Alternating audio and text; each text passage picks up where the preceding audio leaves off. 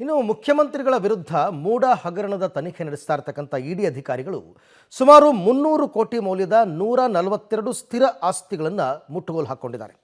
ಇಡಿಯಲ್ಲಿ ಮೂಡ ಹಗರಣ ಸಂಬಂಧ ಸಿಎಂ ಸಿದ್ದರಾಮಯ್ಯ ಸೇರಿದಂತೆ ರಿಯಲ್ ಎಸ್ಟೇಟ್ ಉದ್ಯಮಿಗಳ ಮಧ್ಯವರ್ತಿಗಳ ವಿರುದ್ಧ ಪ್ರಕರಣ ದಾಖಲಾಗಿತ್ತು. ತನಿಖೆ ನಡೆಸ್ತಾ ಇರುವ ಇಡಿ ಮೂಡ ಆಸ್ತಿಯನ್ನು ಮುಟ್ಟುಗೋಲು ಹಾಕಿಕೊಂಡಿದೆ. ಮೂಡ ಸ್ವಾಧೀನಪಡಿಸಿಕೊಂಡ 3 ಎಕರೆ 16 ಗುಂಟೆ ಭೂಮಿಗೆ ಬದಲಾಗಿ ಸಿದ್ದರಾಮಯ್ಯ ತನ್ನ ಪತ್ನಿ ಶ್ರೀಮತಿ ಪಾರ್ವತಿ ಅವರ ಹೆಸರಿನಲ್ಲಿರುವ 14 ನಿವೇಶನಗಳನ್ನು ಪಡೆಯೋದಕ್ಕೆ ರಾಜಕೀಯ ಪ್ರಭಾವ ಬಳಸಿದ್ದಾರೆ ಅಂತ ಆರೋಪಿಸಲಾಗಿತ್ತು. ಪಾರ್ವತಿ ಅವರಿಗೆ ಅಕ್ರಮ ಪರಿಹಾರ ನಿವೇಶನ ಹಂಚಿಕೆಯಲ್ಲಿ ಮಾಜಿ ಮೂಡ ಆಯುಕ್ತ ನಟೇಶ್ ಪ್ರಮುಖ ಪಾತ್ರ ವಹಿಸಿರೋದು ಇಡಿ ತನಿಖೆಯಲ್ಲಿ ಈಗ ಬಹಿರಂಗವಾಗಿದೆ.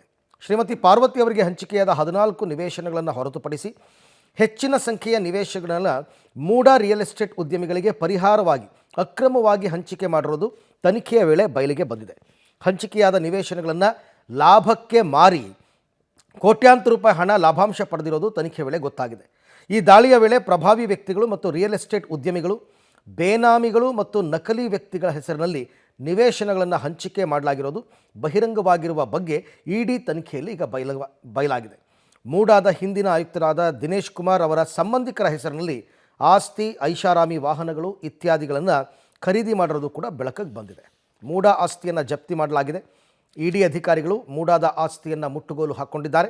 300 ಕೋಟಿ ಮೌಲ್ಯದ, ಇದರ ವ್ಯಾಲ್ಯೂ 300 ಕೋಟಿ ಮೌಲ್ಯದ 142 ಸ್ಥಿರ ಆಸ್ತಿಯನ್ನು ಮುಟ್ಟುಗೋಲು ಹಾಕ್ಕೊಂಡಿದ್ದಾರೆ.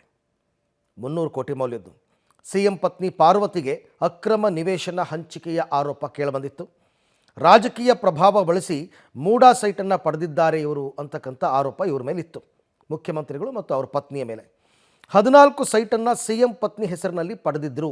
ಈಗಾಗಲೇ ಅದನ್ನು ಅವರು ವಾಪಸ್ ಕೊಟ್ಟಿದ್ದಾರೆ, ಅದು ಬೇರೆ ವಿಚಾರ. ಪಡೆದಿದ್ದರು ಅಂತಕ್ಕಂಥದ್ದು ಆರೋಪ. ಅಕ್ರಮ ಸೈಟ್ ಹಂಚಿಕೆಯಲ್ಲಿ ಮೂಡಾ ಮಾಜಿ ಆಯುಕ್ತ ನಟೇಶ್ ಅವರ ಪಾತ್ರ ಇರೋದು ಗೊತ್ತಾಗಿದೆ.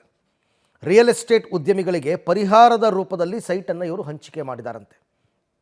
ಅಂದರೆ ಕಡಿಮೆ ಬೆಲೆಗೆ ಮಾರಾಟ ಮಾಡ್ಕೊಳ್ಳೋದು, ಕೊಡೋದು, ಆಮೇಲೆ ಜಾಸ್ತಿ ಬೆಲೆಗೆ ಮಾರಾಟ ಮಾಡ್ಕೊಳ್ಳೋದು, ಲಾಭ ಮಾಡೋದು, ಈ ಥರ. ಬೇನಾಮಿಗಳು, ನಕಲಿ ವ್ಯಕ್ತಿಗಳ ಹೆಸರಿನಲ್ಲಿ ನಿವೇಶನವನ್ನು ಹಂಚಿಕೆ ಮಾಡಲಾಗಿದೆ. ಹಂಚಿಕೆಯಾದ ನಿವೇಶನಗಳನ್ನು ಅಕ್ರಮವಾಗಿ ಮಾರಾಟ ಮಾಡ್ಕೊಂಡಿದ್ದಾರೆ. ಜಾಸ್ತಿ ದುಡ್ಡಿಗೆ ಕೊಟ್ಟಿರೋದು ಕಡಿಮೆ ದುಡ್ಡಿಗೆ, ಮಾರಾಟ ಮಾಡಿರೋದು ಜಾಸ್ತಿ ದುಡ್ಡಿಗೆ. ಲಾಭದಿಂದ ಬಂದ ಹಣವನ್ನು ಅಕ್ರಮವಾಗಿ ವರ್ಗಾವಣೆ ಮಾಡಿದ್ದಾರೆ ಅಂತಕ್ಕಂಥದ್ದು ಕೂಡ ಗೊತ್ತಾಗಿದೆ.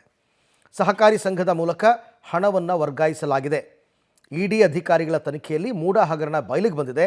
ಹಾಗಾಗಿನೇ 300 ಕೋಟಿ ಮೌಲ್ಯದ 142 ಸ್ಥಿರ ಆಸ್ತಿಯನ್ನು ಇಡಿ ಅಧಿಕಾರಿಗಳು ಈಗ ಮುಟ್ಟುಗೋಲು ಹಾಕ್ಕೊಂಡಿದ್ದಾರೆ.